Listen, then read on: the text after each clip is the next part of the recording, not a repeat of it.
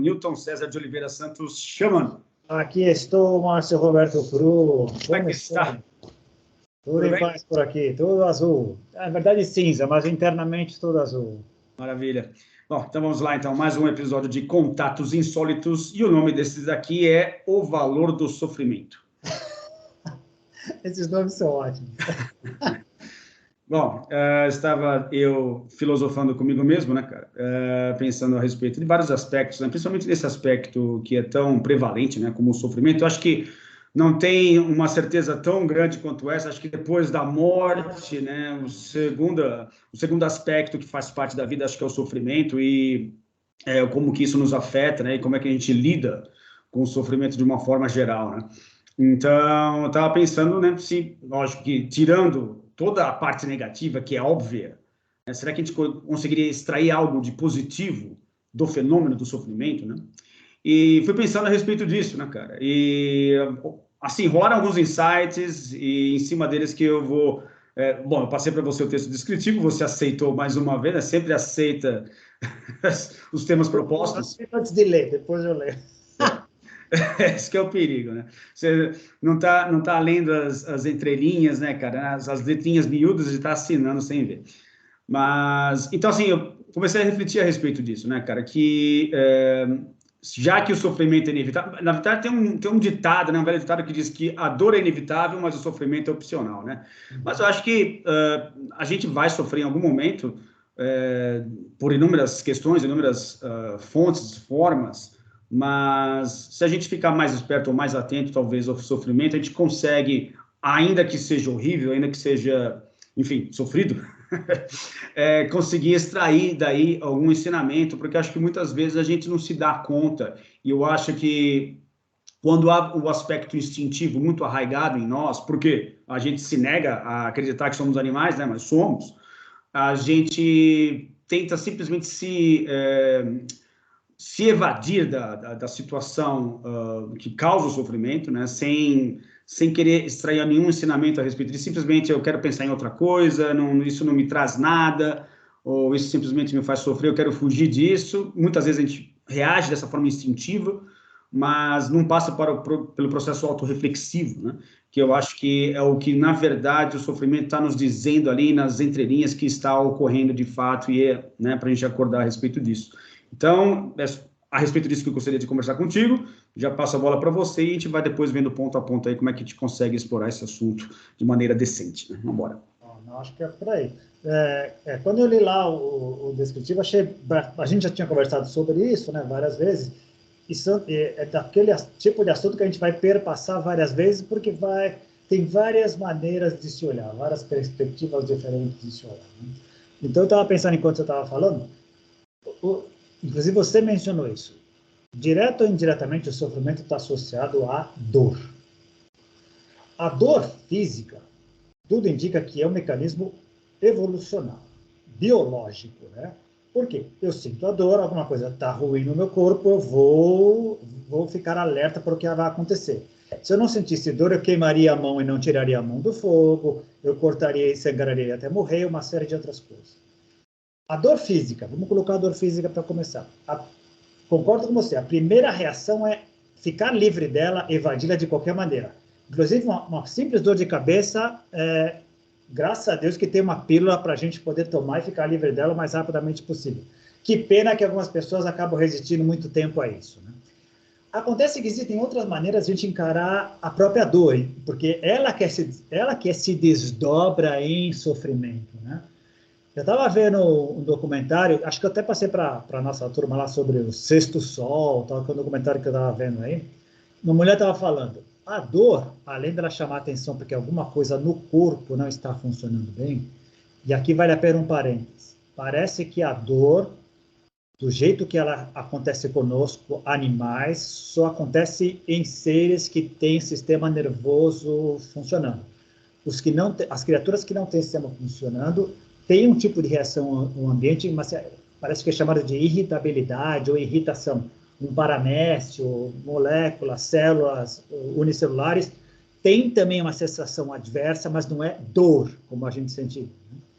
Mas voltando, essa mulher estava falando no documentário o seguinte: a dor, além de nos chamar atenção para uma coisa que é ruim com o corpo,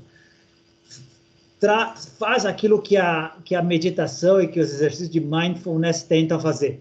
Traz a atenção para o presente. Alguma coisa está acontecendo com você agora. Para, avalia o que está errado, o que está doendo, por que está doendo, o que causou essa dor. E é esse desenvolvimento que vem o sofrimento. Porque aí, talvez explicaria porque muitas pessoas sentem dor, mas não associam isso ao sofrimento. Exato. É parte do jogo, é passageira, vai passar, eu aprendo a lição com isso, é o meu corpo interagindo com o ambiente, me dando informações do que está acontecendo, porque como nós acho que nós concordamos com isso, o universo é formado por informação, o tecido que une todo, o cosmos, a consciência, é informação. Se eu consigo captar as informações que vêm, ainda que indiretamente, eu não necessariamente vou sofrer. Exato. Eu acho que parte tudo do entendimento e, de novo, e essa é uma tecla que eu sempre insisto muito, porque eu acredito, no nível de consciência, como a gente encara cada coisa. Claro, deveremos conversar aqui dores insuportáveis, sofrimentos insuportáveis, que levariam, e levam, inclusive, algumas pessoas a darem cabo da vida. Elas não aguentam o tranco e dão cabo da vida. Mas isso acho que é desenvolvimento de um pouco do que a gente vai conversar aqui ao longo desses próximos minutos aí. Tem várias facetas para serem cobertas, eu não sei se a gente vai conseguir dar conta de todas, mas vamos no fluxo, né, cara, como sempre. Sempre foi assim, né? Bom, cara, eu acho que o primeiro aspecto importante é a gente avaliar se no reino natural o sofrimento faz parte, né? E, obviamente, eu acho que faz, né? Os animais sentem dor, animais são comidos vivos nas savanas, né? Ou nas savanas, em qualquer lugar, na verdade, né? Onde haja o reino natural atuante ali, os animais precisam comer, né? Por uma questão de sobrevivência. Então, a presa ali vai sofrer de alguma forma. Porém, até o momento, né? A gente não pode também bater o martelo em relação a isso, mas até o momento tudo leva a crer que não há ali um processo no animal de autorreflexão ou metacognição, né? Ou seja, por que eu estou sofrendo, o que está acontecendo? O animal simplesmente é a dor, ele é o sofrimento naquele momento, porque não há um processo autorreflexivo ali ocorrendo. Bom, nós, como animais também, como extensão desse reino natural, que fazemos questão de negar que fazemos parte disso, também temos esse aspecto instintual dentro de nós. Mas a gente tem a oportunidade de, nesses momentos, como você mesmo mencionou, né, de estar atento, opa, o que está acontecendo afinal, né? Então, eu acho que essa é uma característica interessante de fazer esse leque de ser um processo natural, né? E muitas vezes eu acho que a gente cai no erro de achar que o sofrimento é uma coisa que não deveria existir, ou que não faz parte de algo natural, mas não, está aí, né? Para quem quiser ver. Então, há uma razão, há um motivo para isso existir, né? Então, as especulações podem começar a ocorrer a partir daí. Por exemplo, se todo o processo evolutivo, né, levasse, né, aos seres superiores, às criaturas autorreflexivas, por ser necessidade de realmente o sofrimento causar esse tipo de movimentação, né? Então, que eu acho que esse é um efeito colateral importante do sofrimento, né? De fazer com que os seres façam algo a respeito, né? Se mudem de onde estão. Então, se, por exemplo, os animais estão ali numa região onde os alimentos estão à disposição, vai chegar uma hora que isso vai cessar ou vai diminuir a quantidade, eles são obrigados a procurar outras pastagens, outros locais, né? Por quê? Porque ficar ali vai causar fome, e a fome vai causar sofrimento, eles vão ter que buscar outros locais, né? Então, acho que esse mecanismo, ele faz parte do reino natural e ele acaba provocando isso, essa movimentação. Do jeito que está, não dá, né? Tem que se fazer algo a respeito. Então, acho que no primeiro aspecto é instintual, obviamente, é o instinto que comanda esse processo, mas nos animais superiores como nós, por exemplo, aí existem outros mecanismos em andamento, né, que eu acho que é esse processo de autorreflexão. Então, talvez, apenas talvez, especulando aqui mais uma vez, o universo tenha criado esse mecanismo para que a gente não se acomodasse em certas situações. Por quê? Nas situações que envolvem prazer, tendem a manter aquele estado. Né? Opa, tá gostoso aqui, eu não vou mudar. Porque vai que eu mude, né? E a coisa fique pior. Tanto é que, quando a coisa está muito boa, de fato, né? O que acontece? Geralmente, nós, seres humanos, fazemos o quê, né? Gera ansiedade de perda. Tá tão legal, e eu não quero que isso suma, eu não quero que isso, em algum momento, né, esse momento prazeroso termine. Inevitavelmente, isso vai acontecer, né? Aí, apelando para o budismo, né, a impermanência, a lei da impermanência, que nos alerta que tudo, inclusive as coisas boas e as ruins, vão passar, né? Então, acho que esse é o primeiro aspecto interessante que a gente poderia explorar um pouco. Não, legal. Muito bem colocado. Você lembrou a ideia da impermanência, que está diretamente associada com a ideia de morte, finito. As coisas são finitas, nada dura para sempre.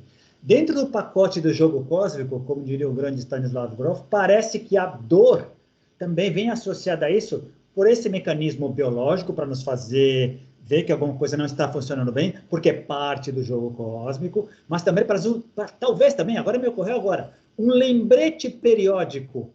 É finito, vai acabar, está decompondo diariamente. Ainda que você não queira lembrar disso, ainda que você queira disfarçar, vai acontecer. Esse é um ponto muito interessante. Segundo, é bom lembrar que as plantas também sofrem. E é possível medir isso, uma série de coisas. Todo o pessoal que trabalha com fungos e plantas em geral sofre.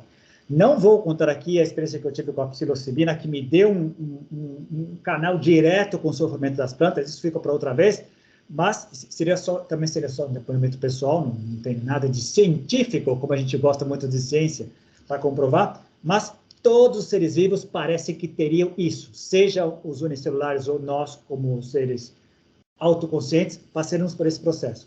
Mas o que você falou é muito interessante. Não é por acaso, nada que está aí é por acaso, tem uma razão. A gente cognitivamente está tentando fazer um exercício aqui de tentar entender os porquês, no plural, se é que a partir do princípio que não é só um. A gente já viu que as possibilidades que existem são mais do que uma, né? Mas é fascinante ver isso. A gente tem a capacidade, diferente dos outros animais, de ponderar a respeito de. Isso é muito interessante. A maioria de nós, que está na base da pirâmide lá dos chakras, tende ao quê? Terceirizar a responsabilidade. O mundo me trata mal. Deus não está olhando por mim. A sociedade não me quer. Sou um proscrito da coisa. E outra coisa que me ocorreu também enquanto você falou, que daqui a pouco a gente combina sobre isso, olha que interessante. Todo o pensamento de um mundo ideal, idílico, pressupõe ausência absoluta de sofrimento. Não é? Não é? Para qualquer pessoa, como seria o mundo ideal, transcendência? Não tem sofrimento nenhum ali. Talvez a gente poderia analisar em uma instância, sei lá, de repente isso dá até um outro episódio, né? Se isso não poderia ser substituído pela insatisfação ao invés de sofrimento. Talvez seja um outro nível onde há também movimentação, porque se você está insatisfeito, também, né, te dá esse comichão de querer fazer algo a respeito disso, mas não chega a ser um sofrimento propriamente dito, né? Então, não sei. Mas, por exemplo, qual a imagem do céu católico? O tradicional paraíso com anjinhos tocando harpas. Sofrimento nenhum. Qual a imagem do... Claro que eu não vou lembrar agora, apesar de eu ter lido o Alcorão, qual a imagem do que vem depois da morte, além do conjunto de virgens para os homens e tal? A ausência total de sofrimento. Você está junto com Alá. Qual a ideia que as pessoas, a maioria de nós tem de felicidade? Também. Ausência total de sofrimento. Né? A gente foge disso. A gente foge da dor. A gente foge daquilo que nos chama a atenção porque alguma coisa não está funcionando bem. Em todos os níveis. Físico, mental e espiritual. Né? A gente foge disso. E, por existir, está nos chamando a atenção para alguma coisa. É importante focar a atenção ali. Por várias razões. A finitude da vida e a impermanência é um ótimo motivo. Exatamente. A insatisfação que leva à transformação, sem transformação não há jogo cósmico, né? É outra ótima razão. Sair do conforto.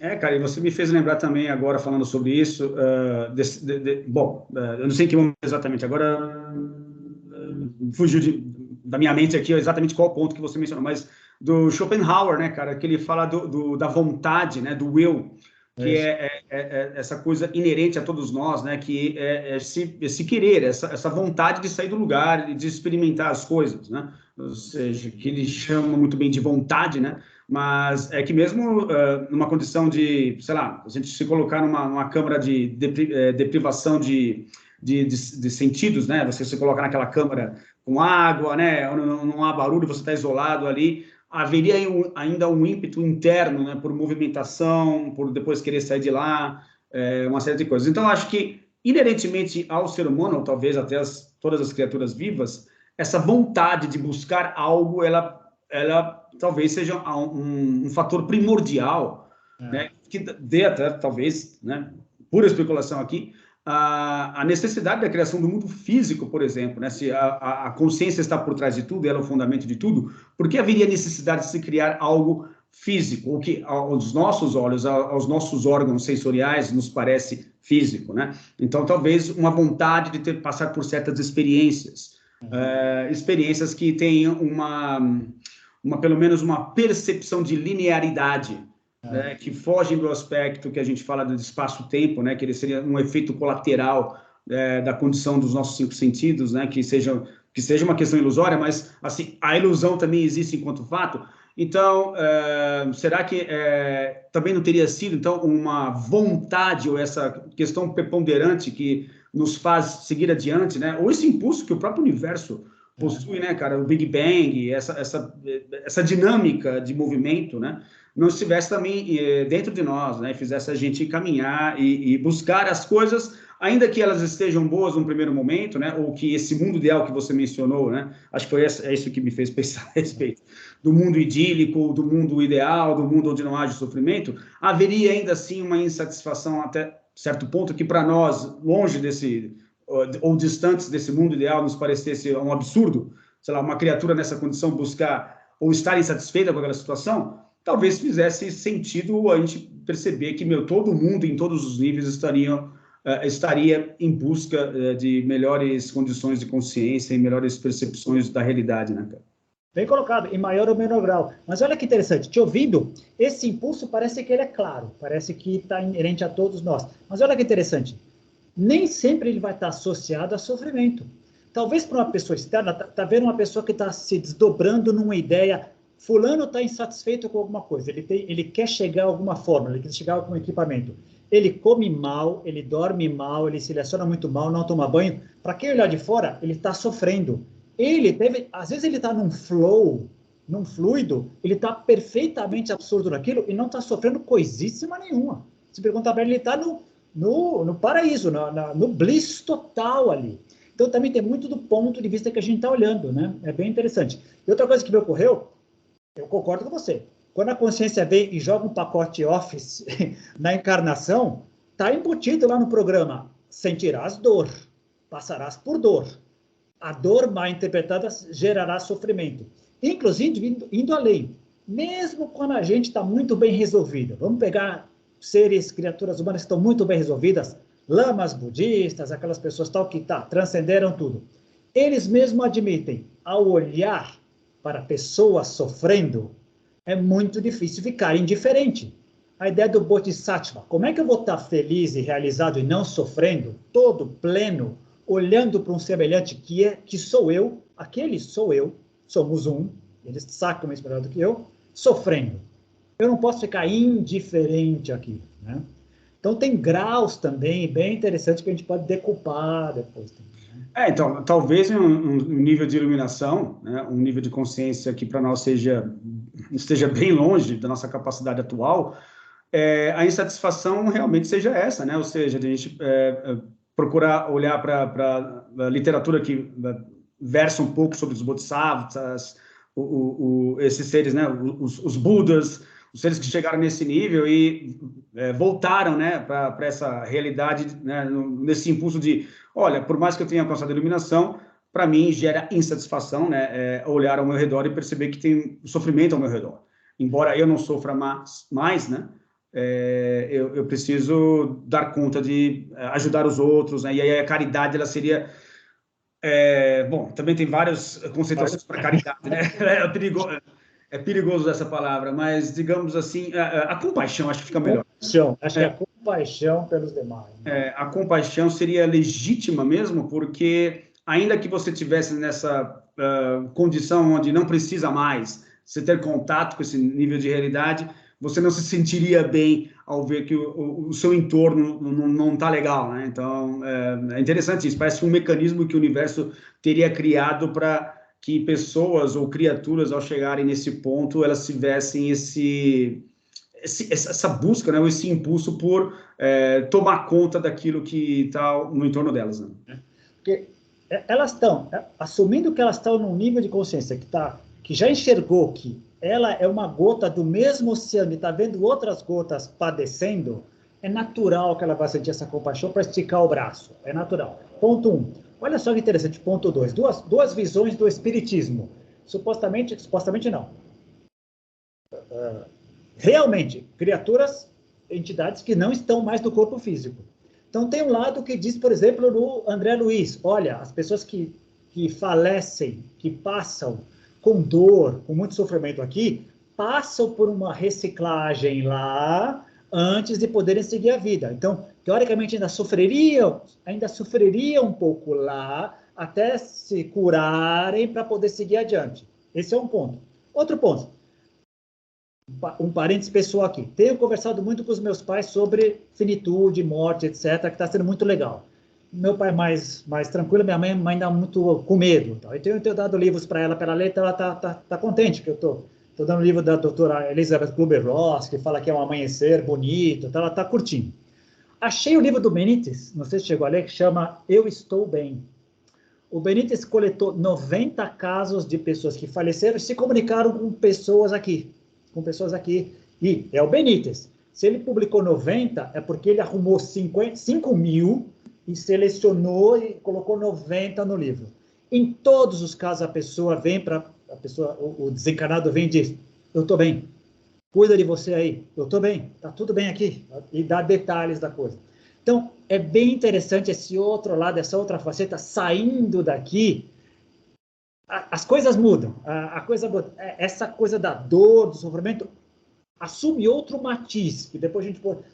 seria só especulação aqui, mas é só para mostrar que, como faz parte do espectro da vida, são outras coisas também. Quando o nosso amigo Robert Monroe, no 3º livro dele, está lá, de fora da Terra, olhando, e vê um monte de seres como se fossem zumbis, perdidos em uma espécie de umbral, outras almas se preparando para entrar, outras para sair, ele diz, isso aqui é tudo iluminado, aqui não tem certo e errado, ruim e bom, é tudo do jogo, é tudo do mecanismo cósmico da consciência. Mesmo a escuridão, ele só fala, é produto da polaridade que veio depois da consciência. Depois tem que ter polaridade mesmo, mas não é necessariamente ruim. Bem colocado isso, a gente podia explorar um pouco isso. A gente associa bom e ruim para tudo, né? Sim. Então, dor é ruim, necessariamente é ruim. A febre é ruim. Cara, a febre é um ótimo mecanismo, é um sinal de alerta, é a sirene tocando, presta atenção, alguma coisa não está funcionando em você. A gente tende a ver só como coisa ruim. Acho que então é interessante a gente fazer um parênteses aqui, porque pode parecer que a gente está querendo romantizar o sofrimento e nada disso, né, cara? A gente reconhece que tem pessoas que passam por sofrimentos horríveis, né? Eu mesmo já tive síndrome do pânico, não é nada legal. Então, não estamos aqui querendo minimizar, dizendo, não tem nada a ver. Não, é horrível passar por esse tipo de situação. É ruim, não é bom, definitivamente. Porém, como é que a gente minimiza esse período de sofrimento, o máximo que a gente conseguir, né? Como é que a gente consegue sair disso rapidamente, já que ele é inevitável, né? Em algum momento vai acontecer. Então, esse que é o mote, por exemplo, desse tema hoje aqui, né? E assim, já fazendo contraponto aqui, curiosamente, algumas pessoas perpetuam o sofrimento, né? Elas alimentam e retroalimentam esse sofrimento, às vezes por anos, às vezes a vida inteira, né? Então, é interessante perceber que, apesar de estar acontecendo aquele sofrimento ali, isso não está gerando frutos ou não está gerando esse mecanismo de dar a volta por cima, né, cara? E é interessante a gente pensar, por que será que isso não acontece, né? Não deve ter uma causa única, deve ter milhares de causas, mas é interessante reconhecer esse fenômeno também, né? Inclusive, você tocou no ponto que eu acho que é uma das coisas que eu tenho estudado muito ultimamente. Todo o desenvolvimento humano, em qualquer nível, sempre está associado com patologia. Alguma coisa sempre dá errado em algum momento, e quando dá errado, vira patologia. Vou te dar um exemplo. O que explica a autoflagelação? que explica uma pessoa se machucar, fazer sofrer em si? Muita gente faz isso, cara. Olha que coisa. As pessoas que entram nesse processo, nesse looping de sofrimento, muitas vezes é patológico. Com certeza é patológico. Não tá... Muitas delas acham que estão se curando, se doando a Deus ou à divindade. Não. Não necessariamente. Talvez na crença dela. E isso é outro capítulo que a gente pode fazer um dia. O quanto nós somos escravos das nossas crenças. Sim. Que nos aprisionam, que nos criam as portas do casulo e do cativeiro, do qual a gente não consegue sair. Agora, de novo, reforçando o que você falou, é duro, é parte do pacote humano, é parte do pacote da vida na Terra, o sofrimento. Sem dúvida. Não podemos chegar aqui e minimizar e desconsiderar o nível que chegou para algumas pessoas a tal ponto de elas não aguentarem o tranco. Não cabe a nós julgar isso. Sim. O que a gente está querendo colocar aqui, eu acho que é o que se pode aprender com isso. Como lidar com essa situação. Talvez, como você falou, minimizando a dor embutida e talvez aprendendo algumas lições. Porque a gente parte do princípio, eu acho que a gente concorda com isso, isso aqui é uma grande escola. Isso acho que é um dos consensos que todas as tradições dizem. Isso aqui, a encarnação é uma grande escola. Passar por isso sem aprender as lições que estão aí seria, teoricamente, um desperdício, né? De novo, não desmerecendo. Todos nós passamos por isso, independentemente do nível de consciência. Mas nós reagimos de maneira diferente às situações. Acho que isso é que é a sacada.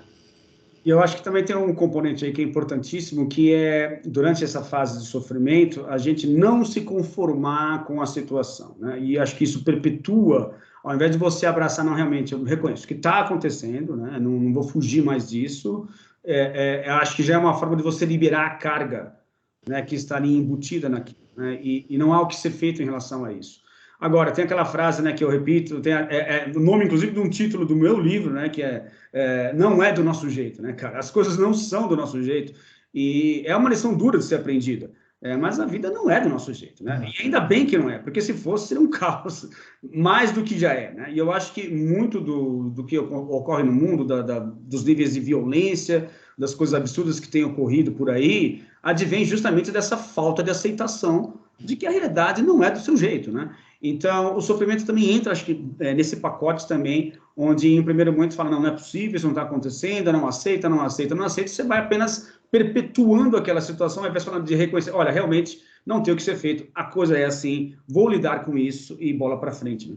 Né? E te ouvindo, reforçou um pouco aquilo que eu falei agora há pouco. Está muito vinculado com o nosso sistema de crenças, porque é a nossa crença que vai chocar com a realidade. A gente tenta impor o que a gente acredita na realidade, ela está dizendo para a gente, não é, baixa a guarda. Inclusive, eu me atreveria a dizer, me corrija se eu estiver errado, se você tivesse, de novo, um surto de síndrome do pânico hoje, você lidaria de maneira diferente do que você lidou há algum tempo. Sim. Muito melhor. A tua compreensão é outra, você é outro, a gente é outro, né? Não só biologicamente, com todas as células a cada 3 meses, 3 anos, um período tal, todas elas se renovam, mas o nosso entendimento, o nosso nível de consciência, quer dizer que você não sofreria? Não, sofreria, mas lidaria de maneira diferente. É ou não é? Eu acho que eu tenho percebido isso em mim, a gente lida com os mesmos problemas de maneira diferente. Não é que os problemas vão acabar ou o sofrimento deixará de existir, né? Eles continuarão a ocorrer, mas eu acho que a reação ela é mais rápida, né? Quando você percebe esses mecanismos, opa, então peraí, deixa eu prestar mais atenção. Lógico que existem problemas e problemas, né? Dores e dores, sofrimentos e sofrimentos, vai variar bastante, mas eu acho que a gente tende com a maturidade, a lidar melhor com essas coisas todas. Uma coisa que eu tenho aprendido, eu não sabia colocar isso em palavras, mas agora eu sei. Se a gente vai crescendo no crescente desenvolvimento espiritual e em geral, e se a gente prestar atenção, a gente pode crescer em 3 áreas. Profundidade. Uma coisa vamos dar um exemplo, uma coisa a síndrome do pânico é isso, você define em uma frase. Outra coisa é você investigar, pesquisar, ver outras maneiras de ver a coisa, você vai profundo, vai fundo na coisa. Depois, amplitude. você pode pensar só em si e o que acontece em você. Mas depois você pode abrir o leque. Espera aí, onde é que isso se insere em todas as outras patologias que existem? Onde é que isso se insere nas pessoas? Em que isso afeta outras pessoas? Como é que elas estão lidando? Como é que isso afeta toda a sociedade? E altitude. Espera aí, comigo está acontecendo, eu estou vendo nesse plano. Mas com relação ao planeta, com relação a patologias em geral, quanto mais profundidade, amplitude, altitude a gente vê, a nossa maneira de enxergar e lidar com a coisa muda completamente. É outra realidade, é outro mundo. De novo, não vai aliviar talvez a dor, mas vai nos dar outro entendimento do que está acontecendo. Sem dúvida. Perdão, o maior exemplo, o que está acontecendo com esse renascimento das substâncias enteógenas, que várias pessoas com diagnóstico de doença terminal estão tomando uma dose apenas, estão tendo experiências fantásticas, voltam delas, sabem que vão morrer, mas lidam muito melhor com a coisa. Lidam com a dor tomando uma morfina aqui e acolá, mas sabem que vão, mas não sofrem como sofriam antes da experiência. Uma dose é suficiente. Cara, e aí você entra num ponto que também é bastante legal, e eu duvido que a gente vai conseguir dar conta de terminar isso hoje, que é um aspecto que eu pensei agora da dor ser algo físico, a gente pode até discutir se de repente pode haver, mas o sofrimento será algo psíquico, será algo mental. Né? Bem colocado, hein? Enfim, pode ser polêmico, eu já vi gente falando dores mentais e tal, mas né, vamos pensar exatamente no aspecto.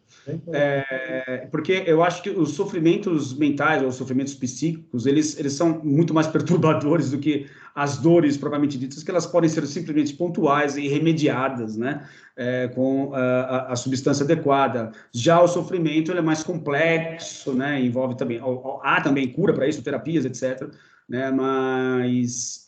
enfim, é uma coisa mais trabalhosa mesmo, não é tão simples de se eliminar. Né? Tipo, que nem uma dor de cabeça que você vai lá e toma, né, um remédio específico e já era. Mas é interessante pensar a respeito disso, né? E aí, nesse sentido, cara, talvez, agora voltando ao reino natural, um outro tipo de especulação que eu acho que também é válido talvez aí 3,5 bilhões de anos de desenvolvimento do reino animal e do reino vegetal aqui nesse planeta tenha valido a pena todo esse sofrimento, né, para culminar numa criatura autorreflexiva, não como auge ou como o topo dessa evolução, a nossa geração. Não estou falando isso, não. Eu estou falando que nós não chegamos lá ainda, mas talvez valeria a pena para o universo, e eu vou apelar agora para o livro Os Semeadores de Vida, onde eles mencionam, né, que as criaturas inteligentes, em um determinado momento, elas passam a ser cuidadores do entorno, né, mantenedores daquilo que foi conquistado, né, e a gente não está desempenhando o nosso papel em relação a isso, né. Tem a ver com essa questão dos bodhisattvas, que a gente está discutindo, né, de chegar a um determinado nível. Opa, então eu cheguei aqui nesse nível, mas agora eu percebo que o meu entorno está zoado, então eu vou precisar tomar conta, eu preciso fazer alguma coisa para ajudar essas pessoas, ou esses seres, ou essas circunstâncias ao nosso redor. Nós teríamos esse papel em relação à natureza, por exemplo, e muito pelo contrário, né, nós estamos destruindo tudo, acabando com tudo, né? Então, talvez ainda esteja realmente no meio desse processo onde esse risco vale a pena para o universo de alguma forma, né? Ou seja, de a natureza se voltar para ela mesma e dizer, puxa, eu existo e eu posso desempenhar uma função porque isso é importante. É importante manter isso, é importante manter essa como você mencionou no início, né, essa grande matriz de informação, né, gerador de informações e de conhecimento, né, e de experiências também, né. Então, eu acho que é uma reflexão importante desse papel do sofrimento, bilhões de anos de sofrimento, né, para culminar na nossa geração, não que a gente não vá sofrer também, a gente também faz parte desse pacotão, mas para que tudo isso chegasse nesse ponto culminante que a gente está colocando como algo fictício, mas enfim, é uma possibilidade de você, lá na frente, ter uma civilização que, ao invés de destruir tudo ao redor, muito pelo contrário, ela zela pela manutenção de tudo que foi conquistado. Né? Bem colocado.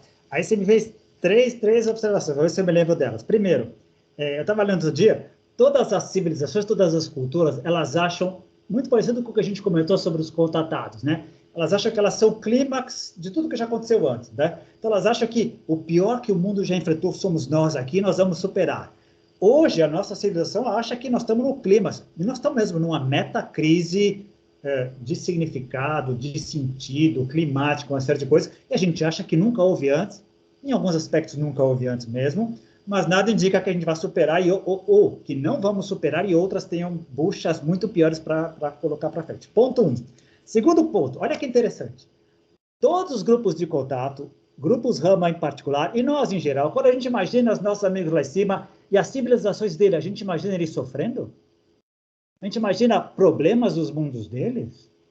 Quantas comunicações dizem que eles têm conflitos internos, disputas políticas, uma série de coisas?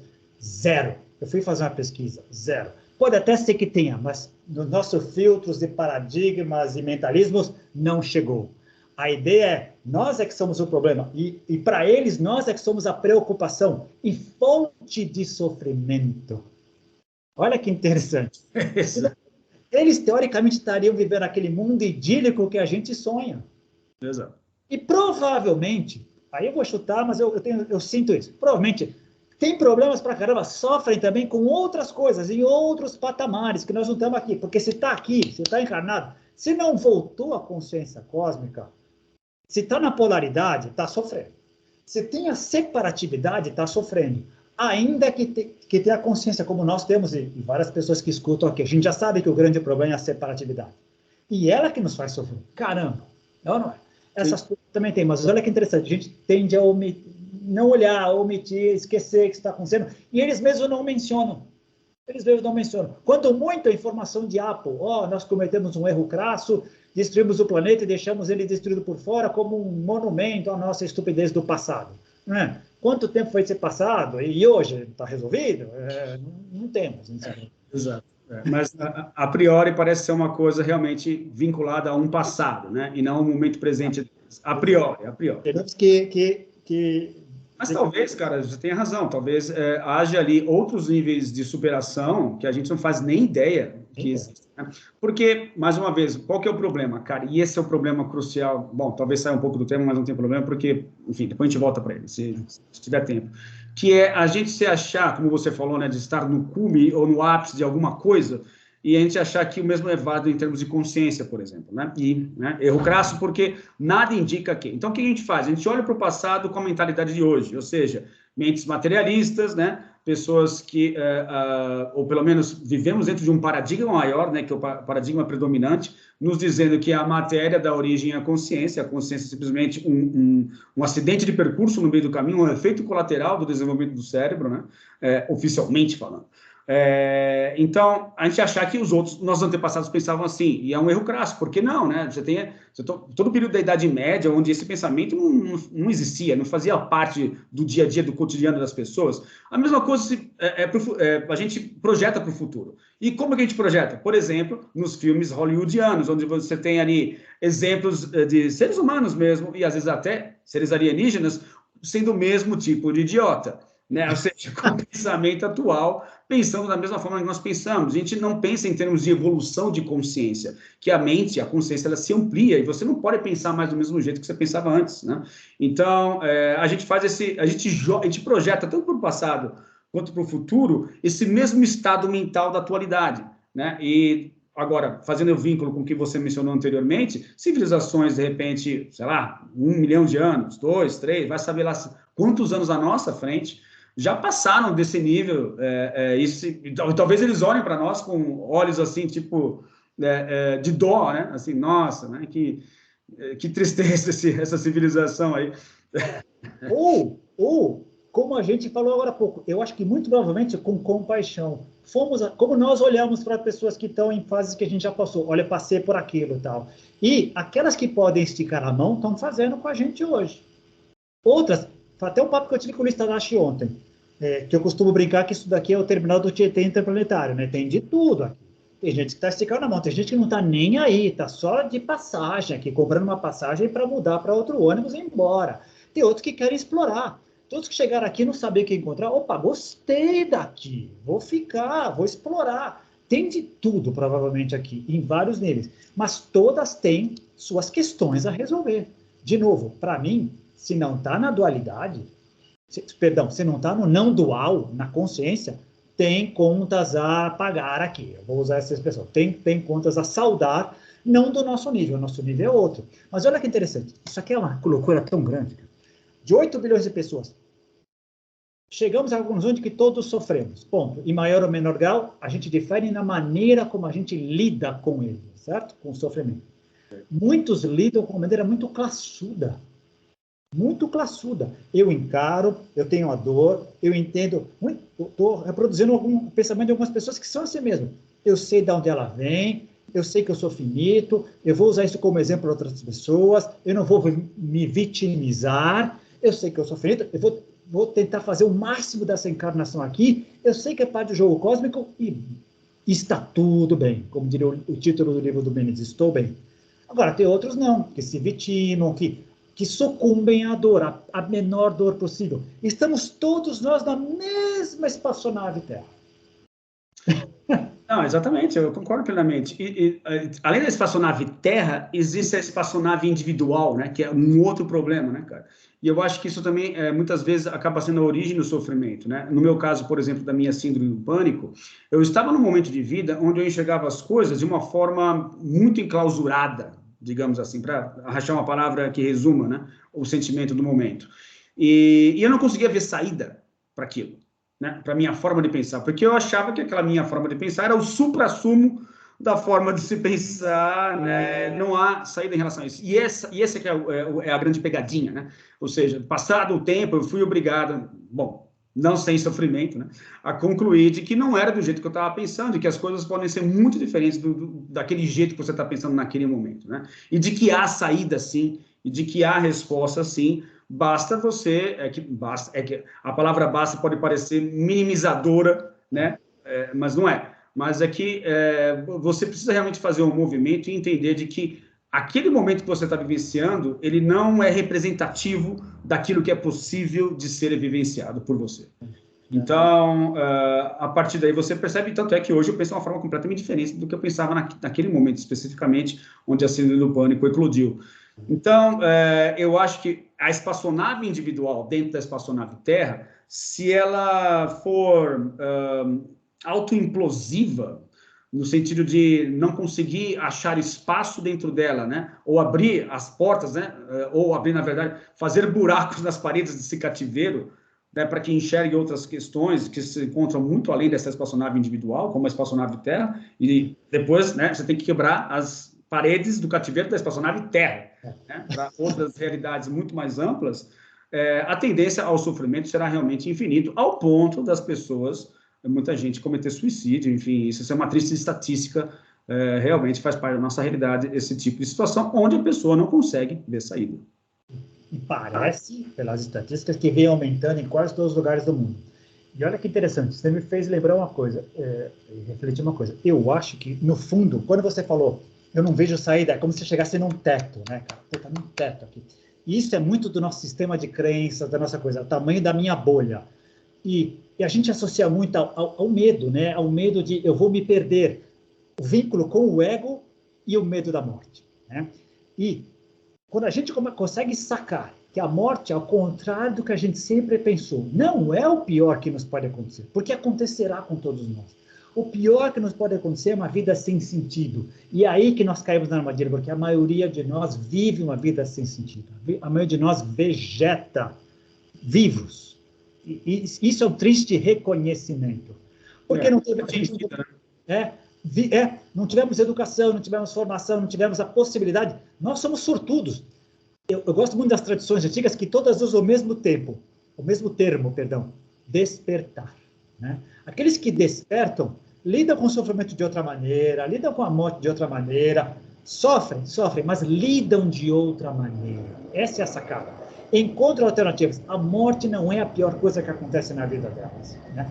Sofre quando um ente querido morre, claro que sofre, é do jogo cósmico, o problema não é esse, o problema é a tua vida não se esvai ali, ela tem muito mais propósito.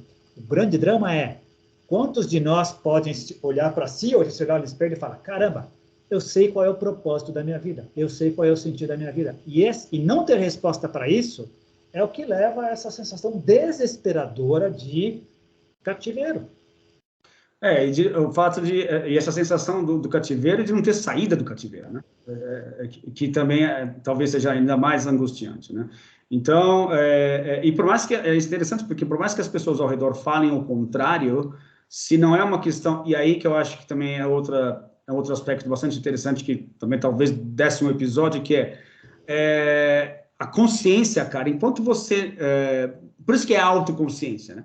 Porque enquanto você não passar, você não vivenciar esse processo, não é você ler livro, assistir uma palestra, você vai ter que passar por isso, né? É intransferível, né? Que a evolução, né?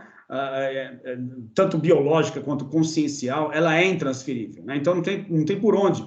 Então você vai ter que passar por aquilo e vai com medo mesmo, né? Ah, mas eu tenho medo, cara, vai com medo mesmo e tem que ir, né? Porque não tem outra escolha, né? Então acho que também faz parte do pacote passar por esse processo. Nada substitui a experiência. O conhecimento prévio, que nós, como culturas humanas, os únicos que fomos capazes de plasmar conhecimento de maneira que a transferir o conhecimento para outras pessoas, é genial. E ele pode preparar muitas pessoas. Eu preparo o andar para que os outros vejam e continuem. É genial. Mas não substitui a experiência. Ela pode melhorar a tua experiência, ela pode refiná-la, ela pode te deixar mais pronto, te preparar para as armadilhas, fazer você ganhar tempo, uma série de coisas. Também pode te prejudicar. Se você for muito bitolado, você nem vive a experiência, só vive o que você esperava passar por aquilo que você leu. Mas nada substitui a experiência. Nada. E a experiência é aí que justifica a consciência cósmica profundo. Quer experimentar? Vai para o corpo, vai para a matéria. Mas é que tá, uma coisa que eu também pensei agora ouvindo você falar, que é essa questão da experiência, né, cara? É que a consciência é experiência pura, né? O que leva uma criatura a querer passar por experiências? Né? Porque, assim, volta aquilo que a gente estava conversando no início, né? A questão do prazer, se você sente apenas prazer, né, você vai ficar naquela situação, é uma experiência, né, que se mantém, mas também se ela se mantivesse o tempo todo daquela forma, talvez você não tivesse nenhum impulso a experimentar outros tipos de coisas, né? Então, essa questão da experiência em si parece estar muito intrínseca à questão da vontade de Schopenhauer, né? Desse impulso por vivenciar coisas novas ou sair da onde você se encontra, né? Para passar por outro tipo de experiência. Então, parece que são muito conjugadas essas questões todas e o sofrimento, de alguma forma, parece que fica melhor explicado ao se entender esses mecanismos, né? Ou seja, eu estou nessa situação agora, eu sou obrigado a experienciar outro tipo de situação. Então, de que forma? Quando há a morte de um ente querido, ou uma dificuldade, perco o meu emprego, né? Qualquer outro tipo de dificuldade, perco uma relação amorosa, uma pessoa com a qual eu me dava muito bem com ela, e de repente ela não está mais ao meu lado, ela me largou para ficar com outra pessoa. Todas essas situações que desencadeiam esse nível de sofrimento, né? Nos obrigam necessariamente a sair do ponto em que você está e a conviver com uma outra situação, né? Então, essa capacidade de sair de experiência para experiência sem estar vinculado a nenhuma delas, né? Que aí também volta a apelar para o budismo, né? Que é essa questão do não apego. Não apego, né? Ou a questão da lei da impermanência, né? Muito pregada pelo budismo também, de que o primordial nessa vida é você ter essa flexibilidade para passar de experiência em experiência, sem que haja, ou pelo menos que haja o menos de conflito possível entre esses dois estados, né? 3, 4, enfim, seja lá quais forem, né? E que você aprenda. E olha só, te ouvindo, olha como a consciência cósmica profunda é esperta, né? Vamos chegar a exemplos como o nosso. Nós, a quinta essência da criatura inteligente na Terra, como diria Carlos Paz, né? Aí eu tô lá nas cavernas, tá, olha, do jeito que tá bom. Eu não vou me esforçar muito. Somos um grupo de 150 pessoas, vivemos em harmonia aqui. Vamos ficar do jeito que tá e não mudar nada a estrutura? A consciência cósmica faz o quê? Cria um planeta no qual você pode querer ficar igual, mas nada ficará igual de um dia para o outro. Tudo vai mudar e vai forçar você a se adaptar. Ou você se adapta, ou você se mexe, ou você sucumbe. Então não tem jeito, você passará por experiências, queira ou não. Se você assumir parte das rédeas da brincadeira, escolher algumas experiências que você quer passar para aprender com elas e crescer, o jogo fica mais divertido. Você não é só um peão no jogo de xadrez, você está atrás do tabuleiro. Aí a coisa fica divertida. Com certeza, né? Mas é bem isso mesmo, né? Porque se a adaptação é um processo natural, né? A própria teoria da evolução das espécies prega isso, né? De forma conclusiva, você está se adaptando ao quê, exatamente? Um processo dinâmico, né? Que é dinâmico por natureza, né? Então, é ilusão de nossa parte em querer fincar as nossas fundações em algo sólido, né, e que permaneça daquela forma para sempre, sendo que a própria natureza nunca nos disse que seria dessa forma, né? Muito pelo contrário, né? São as mudanças eternamente ocorrendo, nos fazendo nos adaptar a todos os tipos de circunstâncias, né? De novo, idílico, né? Idílico. A gente cai nessa armadilha, né? O céu católico perfeito com anjinhos tocando harpas e tal. A declaração das pessoas apaixonadas. E eu acredito que a paixão é um mecanismo biológico que dura de 6 meses a 3 anos para que as pessoas acasalem e tenham um filho. O macho fica ali cuidando da prole no começo, mas depois a paixão acaba. Mas o que a gente, quando está apaixonado, fala? Vou fazer de você a pessoa mais feliz da vida, dura para sempre, eternamente.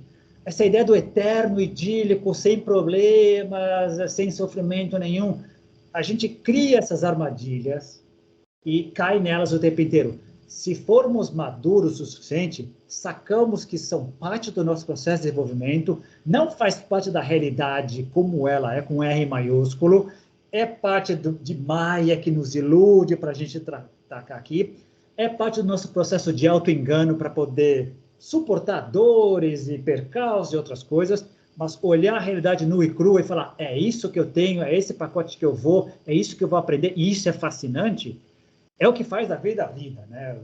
Uma coisa bacana, mas não é para todos em todos os momentos. Às vezes, não é para todos, eu acho que essa frase é boa, não em todos os momentos, porque às vezes a gente desperta lá na frente, a maturidade pressupõe que a gente desperte lá na frente. Ninguém nasce Benjamin Button já sacando como é que a coisa está funcionando, tirando o Dalai Lama, né, que supostamente o pessoal decodifica que ele é lá com alguns anos de idade, mas mesmo ele tem que crescer, tem todo um processo aí. O universo não as coisas não são à toa, né? Do Big Bang tem um desenvolvimento que é de tudo desenvolve do micro para o macro, né? E pressupõe uma série de desafios e experiências. Quantas árvores não vingam? Quantas plantas não vingam? Quantas frutas? Quantos nascimentos? Quantos bebês? É parte do jogo cósmico. Quantas estrelas não são natimortas? Exato. Um outro ponto também que tem a ver com essa questão da dificuldade em se aceitar essa dinâmica toda, que é uma coisa também que o budismo prega muito, que é a questão da identificação do ego, né? A identificação com o nosso ego.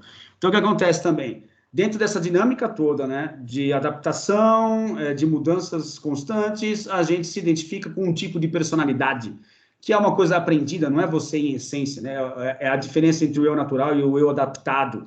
Esse eu adaptado, você se gruda nele de uma tal forma, achando que ele vai ser para a vida inteira, quando, na verdade, aquilo é representativo de um momento específico, de uma geração específica, né? Um momento que já foi, já era, não vale mais, né? As músicas daquela época já foram, a tecnologia é outra, o pensamento mudou também, a moral é pertinente àquele momento histórico, não tem mais nada a ver com aquele momento, e você continua agarrado naquela personalidade. Isso também é uma causa profunda de sofrimento, porque você se identifica com algo que parou no tempo, sendo que, né, o mundo mudou, as questões mudaram, a dinâmica do mundo é sempre constante, da sociedade, da civilização como um todo, e você é arraigado àquela identificação com um tipo de personalidade em particular, que é o grande erro, porque como é que você pode manter algo intacto dentro de um processo que por si só, até o nosso corpo físico muda, né, cara? Então, assim, não tem por que você ficar preso e a identificação com o ego, ela gera um sofrimento muito grande, acho que maior do que a gente imagina. Bem colocado. Talvez seja o sofrimento primordial, né? Que eu me aferrei ali. Tanto é que, te ouvindo, quantos de nós tem um trabalho, uma dificuldade danada em reconhecer que mudou de opinião, que mudou de pensamento? Eu penso diferente. Como é que eu vou encarar o público? Eu sempre falei de um jeito e agora eu penso diferente. Caramba!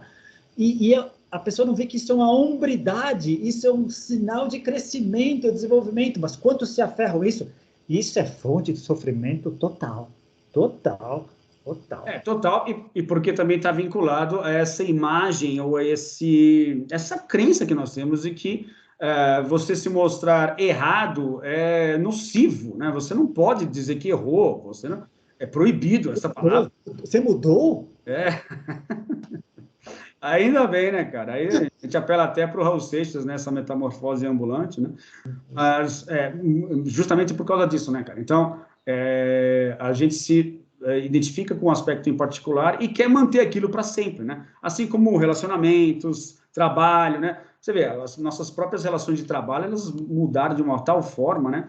E eu acho que muito do sofrimento do mundo atual justamente recai sobre isso, né, cara? A gente querer manter velhos padrões, velhos paradigmas, numa circunstância ou num nível de realidade que já não é mais o mesmo, né? Seja no aspecto individual, seja no aspecto familiar, grupal ou coletivo, as coisas vão mudar sempre, né? E a gente insiste em falar, não, tem que ser desta forma aqui, né? E já era, não, já passou, perdemos esse timing. E aí, sofrimento, mais uma vez, vem a baila. E o sofrimento barra ansiedade atuais são maiores porque a velocidade da transformação nunca foi tão rápida. E não tá dando para adaptar, não está dando para adaptar. Tá? O nível de ansiedade está geral por causa disso, é muito rápido. Relações de emprego, pessoais, tudo mudou muito rápido. E a pandemia acelerou uma série de outras coisas que a gente não estava preparado para isso. Cara. A própria ideia de carreira, né, cara, com uma linha, né? Eu cresci com esse tipo de imagem. Você vai criar uma carreira sólida, de que solidez não há nada nisso, né, cara? É uma mentira. Como assim solidez? Né? Não, lógico que em termos circunstanciais isso existe, mas não é a regra, né, cara? Não é a regra definitivamente. Então, há essa dificuldade realmente, eu acho que as mudanças são exponenciais e virá, acho que talvez seja uma questão primordial para as próximas gerações ter esse nível de adaptabilidade muito mais acelerado do que o nosso. Com certeza, vai ter que ser assim, né? E apesar de tudo que se avizinha ser fascinante, tudo que se avizinha em termos tecnológicos e sociais, vamos ter muito sofrimento pela frente. Tem muito sofrimento pela frente. Antes de melhorar, vai piorar e vai ter muita dor ainda para a gente passar. Muito infelizmente, porque também tem aquela frase, né, que é icônica, né, cara? Se o aprendizado não for pela dor, ela será... desculpa, se não for pelo amor, ela será pela dor, né? Então, eu acho que a humanidade como um todo está mais perto da dor do que do amor, muito infelizmente, né? Então, você vê coisas absurdas, né? Por exemplo, né, a invasão da Ucrânia recentemente, né? Agora aí, essa escaramuça aí entre a China e Taiwan. Então, assim, são coisas que a gente, poxa, não aprendemos nada com a Guerra Fria, né? Poxa, né? Não é possível, né? 2022, esse tipo de coisa ainda acontece? Como é que pode? Então, eu acho que, infelizmente, no sentido mais amplo, né? A gente ainda carrega essa herança aí super negativa, né, cara? Não tem jeito. Fonte de sofrimento. Então, que seja pelo sofrimento, então, né? Infelizmente, né? Não é o ideal, pelo menos pela nossa perspectiva limitada, não parece ser o ideal, né, cara? Mas parece ser mecanismos que o universo cria para falar, filhão, se não vai ser dessa forma, então vai ser por essa daqui, né? E bate um pouco com aquela visão de que 60% da população planetária ainda está no nível etnocêntrico e egocêntrico. Por isso tem essa ideia do militarismo, do nacionalismo, do eu contra o outro, e uma série de coisas que leva a quem já passou por isso olhar e fazer essa pergunta que você fez, mas ainda existe esse tipo de coisa? Para quem está vendo o mundo naquele nível, aquele degrau, inclusive fundamentalista, é muito difícil um diálogo, muito difícil mostrar para ele que quem já passou por isso não está sofrendo, está sofrendo com você, graças a vocês que estão criando esse tipo de coisa. Aliás, refazendo, graças a todos nós, porque no fundo somos todos um pacotão, né? Não podemos dissociar a coisa. De novo, se a gente é liderado por políticos ruins, o problema não estão nos políticos, somos nós que colocamos eles lá. Se a gente está deixando... O que acontece é reflexo de nós, da nossa postura, da nossa maneira de atuar, interpretar e filtrar o mundo. Assumir a responsabilidade é o primeiro passo. A gente terceiriza tudo, né? A gente precisa trazer as rédeas para cá. Eu sou parte do problema e da solução. Exato, né? É aquela ideia de que, né, há um Vladimir Putin dentro de cada um de nós, né? Daquele episódio que fizemos sobre a projeção do mal, enfim, né? Essas coisas existem dentro de nós, né? E a gente precisa aceitar, né, que elas existem, que elas estão ali, elas continuam fazendo parte de nós, né? E acaba sendo um reflexo de uma sociedade infantil ainda, infelizmente, quiçá, talvez, assim, sociedades europeias mais nórdicas, talvez na pré-adolescência, né? Mas, no geral, a gente ainda está muito na fase infantil, em termos de civilização, né, cara? De achar que o outro é o mal, né? Eu sou o bonzinho, né? É o outro que é o inimigo, e eu sou o santo, porque está todo mundo pensando exatamente a mesma coisa. Né? Por trás tem um medo enorme, uma ameaça enorme a esse ego, a essa postura, a essa persona que foi criada, e todo esse mundo que foi criado ao redor, dele ser questionado e vir abaixo. E ter uma coisa melhor, puxa, e ter uma coisa melhor, eu nunca participei disso. A gente nunca participou disso, a gente pode estar totalmente errado. Nós teremos que abrir mão de tudo isso daqui para poder reconstruir aquilo. Tem tudo isso no jogo. Tem tudo isso no jogo. E, falando em jogo, o nosso acabou. Aí? Mas, cara, valeu mais uma vez. Boa, Roberto. Sensacional aqui. Queria agradecer a todas as pessoas que têm comentado, que têm mencionado que estão curtindo o canal, né? Podem continuar a fazer seus comentários, né? Curtirem o canal, convidar amigos, né? Para ajudar a crescer esse canal aqui. E a gente se vê na próxima segunda-feira com mais um episódio de Contatos Insólitos. Fechado. Sem sofrimento. Um grande abraço. Beleza, grande abraço. Até mais. Até mais. Tchau.